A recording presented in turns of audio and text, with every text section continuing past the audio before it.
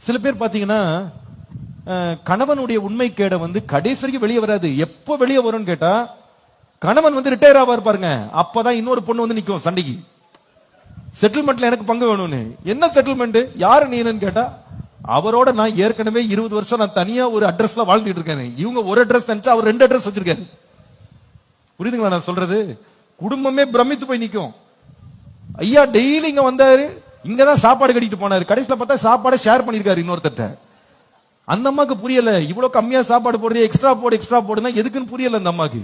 Extra வேற ஒரு ஆள் அவர் வச்சிருக்காரு, அதனால சாப்பாடு அவருக்கு எக்ஸ்ட்ரா தேவைப்படுது. திடீர்னு செலவெல்லாம் பாத்தீங்கன்னா கண்ணாபுனான்னு செலவாகுது. கேட்டா கணக்கெல்லாம் ஒண்ணுமே ஒத்து வர மாட்டேங்குது. கடைசியில பட்ட கணக்கு வேற பக்கமா டெபாசிட் ஆயிருக்குது.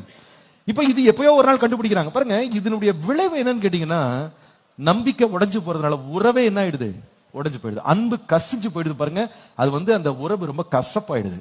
குடும்பத்துல மாத்திரம் பாருங்க, இந்த உண்மைன்றது ரொம்ப முக்கியங்க.